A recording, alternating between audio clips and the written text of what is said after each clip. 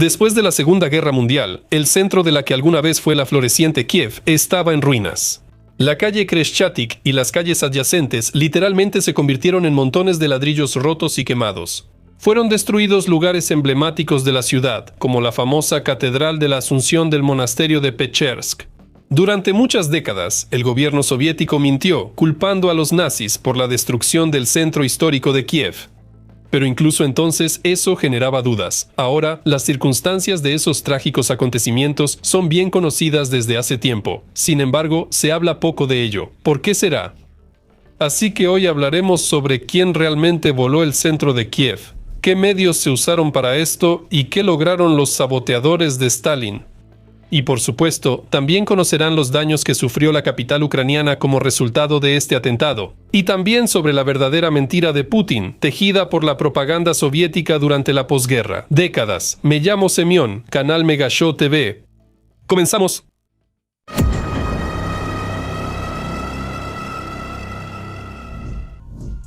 Táctica de tierra arrasada. Desde que llegaron al poder, los bolcheviques literalmente soñaban con una gran guerra, pero cuando comenzó, resultó que no estaban en absoluto preparados para ella. El verano de 1941 se convirtió para el Ejército Rojo en una verdadera catástrofe de una magnitud nunca antes vista en la historia mundial. Todo el primer escalón soviético, ubicado en las fronteras occidentales, fue destruido. Ejércitos enteros se rendían o simplemente huían a los bosques. El ritmo de avance de las divisiones alemanas era de 50 a 70 kilómetros por día. Solo puedes avanzar a esa velocidad en un caso, si no encuentras ninguna resistencia. El 3 de julio de 1941, Stalin, recuperándose del primer impacto del ataque alemán, pronunció su famoso llamamiento al pueblo. Queridos hermanos y hermanas, a ustedes me dirijo, amigos míos. Sin embargo, lo principal de este discurso no fue la emotiva y sentimental apelación, nunca antes característica del sangriento dictador, sino el anuncio de la táctica de tierra quemada. Stalin declaró que, al retirarse el Ejército Rojo de ciertos territorios, era necesario volar puentes, caminos, incendiar bosques, almacenes, edificaciones y cultivos. Dejarle al enemigo solo un desierto calcinado. Sobre los ciudadanos soviéticos que permanecían en los territorios ocupados, el líder, como de costumbre, no pensó. Eso no era parte de sus costumbres. Y eran decenas de millones, abandonados por el gobierno y su propio ejército para ser entregados al enemigo. ¿De qué eran culpables? ¿Y cómo podían sobrevivir sin pan y sin un techo sobre sus cabezas? El famoso saboteador soviético Ilya Starinov, mucho tiempo después, calificó esta orden de Stalin como inmoral y criminal. Señaló que, si se hubiera cumplido en todas partes y en su totalidad, la población de los territorios ocupados simplemente se habría extinguido. ¿Por qué les cuento todo esto? Es muy sencillo. Para que entiendan cómo pensaban los líderes soviéticos y no digan, no pudieron haber dado la orden de volar el centro de Kiev junto con los civiles. Claro que pudieron. ¿Cuál es la diferencia fundamental entre los edificios de la calle Kreshchatyk y las casas de las aldeas cerca de Moscú, que los valientes soldados de la división Panfilov quemaban sin piedad, echando a sus habitantes al frío extremo? Simplemente no hay ninguna. ¿Cómo hicieron estallar Kiev? En la noche del 18 al 19 de septiembre de 1941, las tropas soviéticas finalmente abandonaron Kiev. Casi de inmediato, las tropas alemanas empezaron a entrar en la ciudad. Todo sucedió tan rápido que los valientes chequistas volaron los puentes sobre el Dnieper, cuando todavía los últimos soldados del Ejército Rojo estaban cruzándolos durante la retirada. Mucho antes de abandonar Kiev, comenzó la colocación masiva de minas en toda la ciudad. Se prepararon para la voladura las plantas eléctricas, el sistema de agua potable, las instalaciones de transporte ferroviario y de comunicaciones, así como los puentes sobre el Dnieper. En pocas palabras, todo lo que hoy se llama infraestructura crítica. Además, se colocaron potentes minas y explosivos en los principales edificios administrativos de la ciudad y en algunos edificios residenciales grandes. Por ejemplo, se minaron los edificios del actual Gabinete de Ministros, la Rada Suprema, la Administración del Presidente, así como el Teatro de Ópera, la Casa del Maestro, la Catedral de la Asunción y la Labra. La directora de la Sofía de Kiev salvó el edificio de la destrucción al decirles a los zapadores que llegaron que el edificio no tenía sótanos necesarios para instalar explosivos. Era imposible ocultar ese tipo de trabajos, ya que su escala era enorme. Pronto, todo Kiev supo que los comunistas planeaban destruir la ciudad antes de retirarse. Naturalmente, los alemanes también se enteraron de esto de inmediato. Los habitantes de la ciudad ellos mismos mostraban dónde los militares soviéticos colocaban las minas. Además, los nazis tuvieron la suerte de capturar a un grupo de zapadores soviéticos, entre los cuales estaba el teniente Levchenko, comandante de un pelotón de minado especial de la Dirección Principal de Ingeniería Militar. Él no solo entregó un plan detallado de la colocación de minas en Kiev, sino que también participó personalmente en el desminado. El 22 de septiembre, el mando alemán ordenó limpiar Kiev de minas y pidió a los habitantes de la ciudad que informaran sobre los casos de colocación de minas en edificios que conocieran.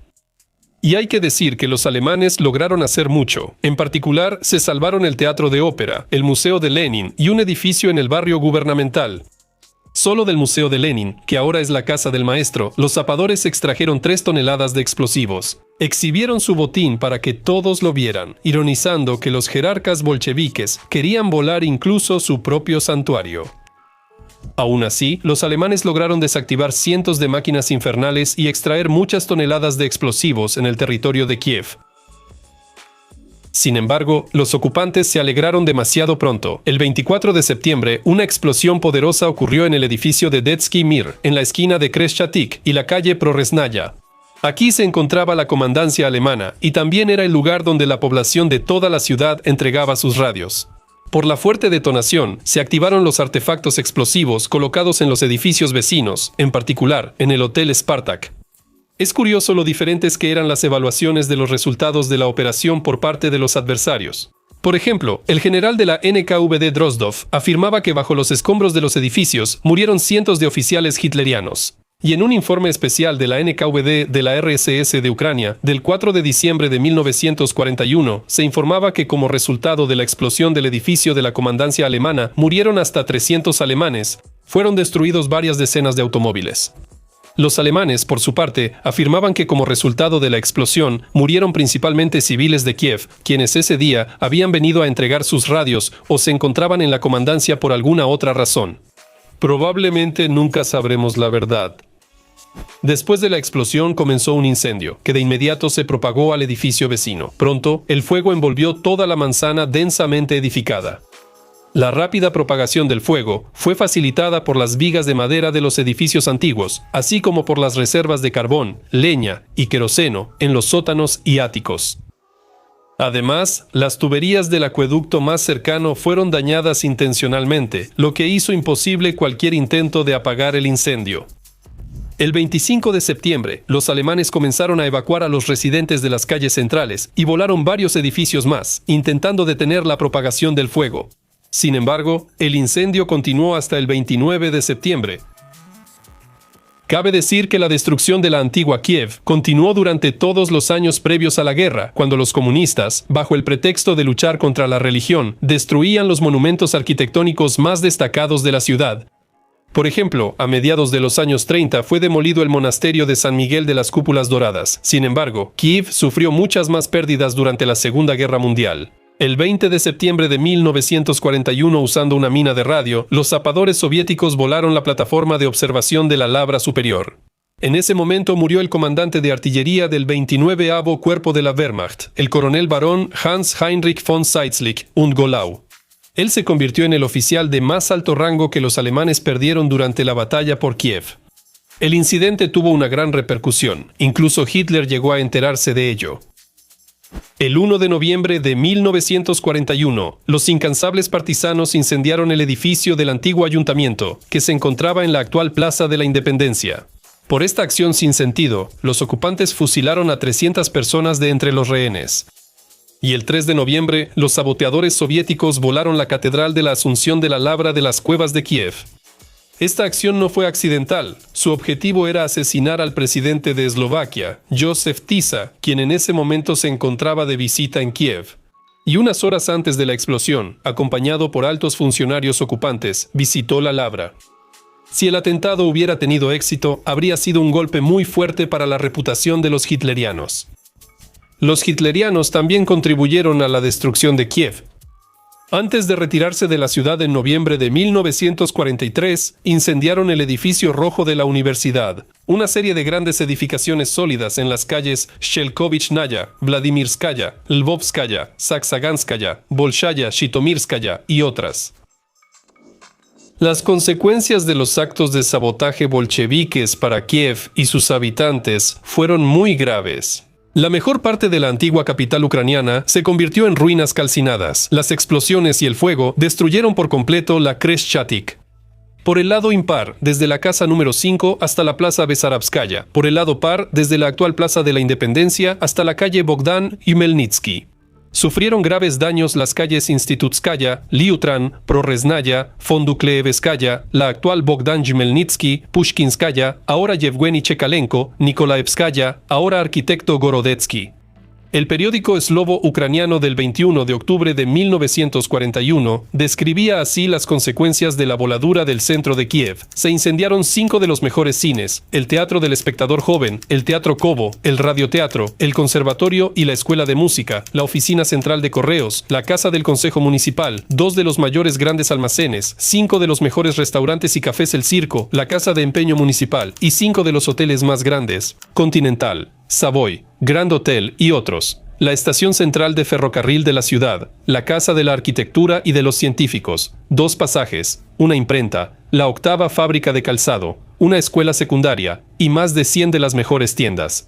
Se perdieron muchas bibliotecas, documentos interesantes y objetos valiosos. Por ejemplo, en el Conservatorio de Kiev se quemó un gran órgano y alrededor de 200 pianos y 200 afinadores de pianos. En unos pocos días, Kiev perdió los mejores ejemplos arquitectónicos del modernismo, neorrenacimiento, clasicismo y neobarroco. Cuando todo lo que podía arder terminó de quemarse, los alemanes volaron las fachadas de los edificios que amenazaban con derrumbarse y causar nuevas víctimas humanas. Así terminó la gran destrucción del centro de Kiev. Estas son solo las pérdidas materiales, pero también hubo numerosas víctimas humanas. ¿Cuántos habitantes de Kiev fueron víctimas de las explosiones o murieron quemados en sus departamentos? Probablemente nunca nadie lo sabrá. Pero claramente se trata de miles. El destino de los damnificados por el incendio, habitantes de la calle Khreshchatyk y de las calles aledañas, fue terrible y difícil. Se quedaron durante la guerra en una ciudad ocupada por el enemigo, sin vivienda, provisiones, ropa, ni los utensilios domésticos necesarios. Y en Kiev se quedaron los más indefensos, ancianos, madres con niños pequeños, personas con discapacidad y enfermos graves. Prácticamente no tenían posibilidades de evacuar. En total, alrededor de 50.000 personas se quedaron sin hogar. Las explosiones en Kiev tuvieron otra consecuencia trágica.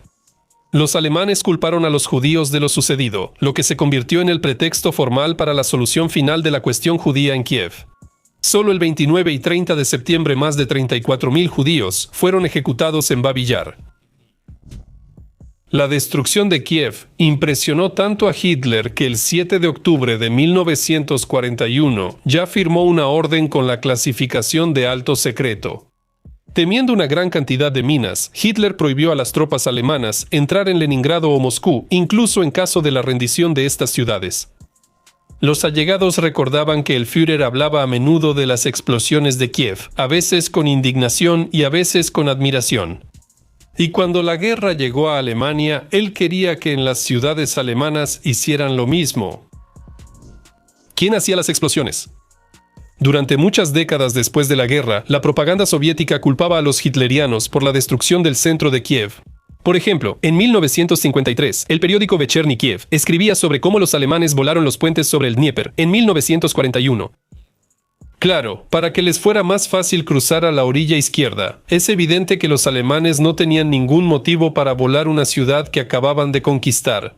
Pero muchos creían en esas tonterías, y los habitantes de Kiev que sobrevivieron a la ocupación preferían guardar silencio. En 1963 se publicó un informe oficial del KGB republicano sobre las actividades de los miembros de la resistencia clandestina de Kiev durante la guerra. En él se afirmaba que un grupo de partisanos bajo el mando de Iván Kudry estaba involucrado en los incendios y explosiones que ocurrieron en Kiev en el otoño de 1941. En el documento se mencionaba la explosión de la comandancia alemana, un cine, un almacén con radios, es decir, los objetos destruidos en la calle Khreshchatyk.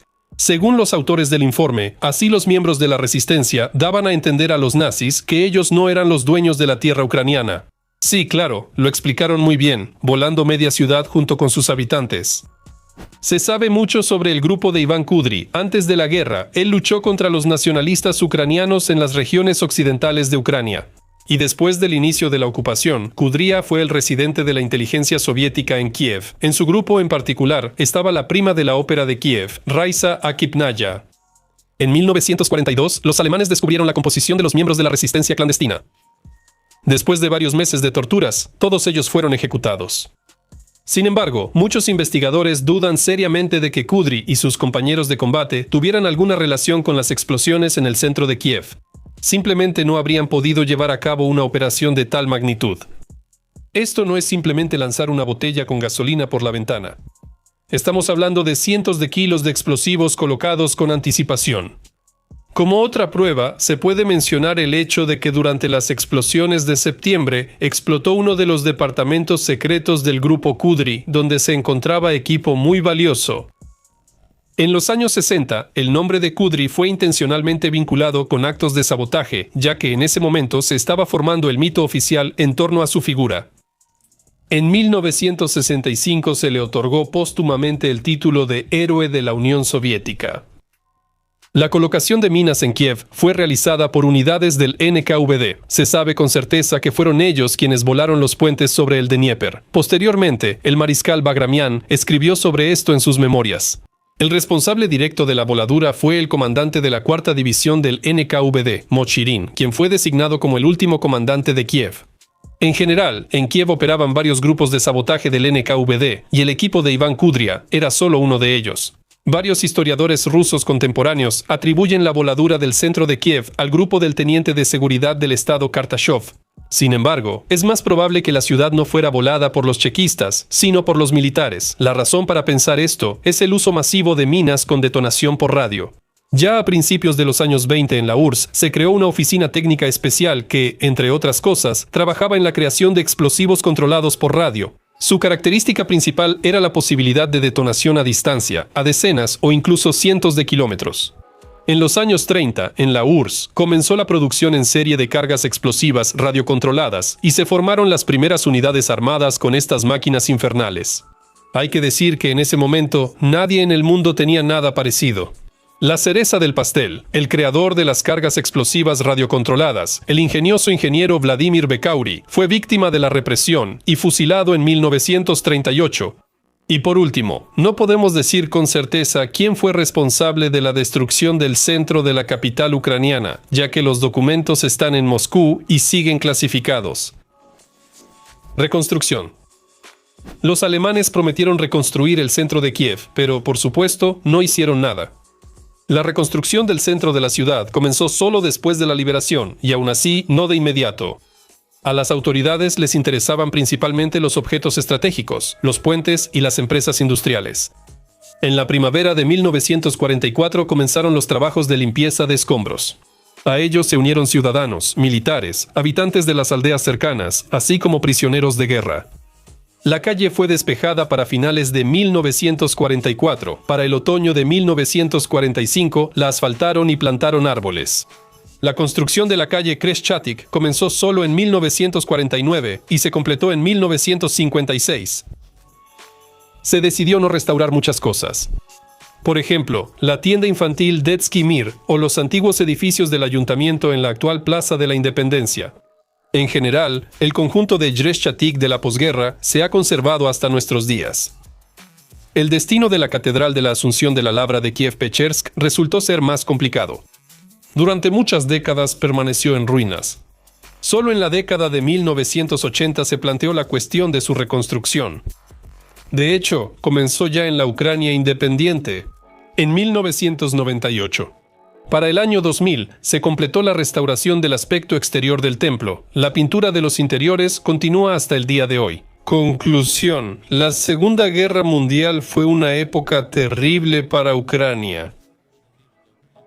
Al imaginar los acontecimientos de aquellos años, solo podemos asombrarnos de cómo nuestros abuelos y bisabuelos soportaron todo eso, no perdieron la razón, siguieron siendo personas normales. Bueno, para nosotros, esta cruel experiencia histórica debe ser otra confirmación de que cualquier poder terrenal no trae nada bueno para los ucranianos. Adiós a todos.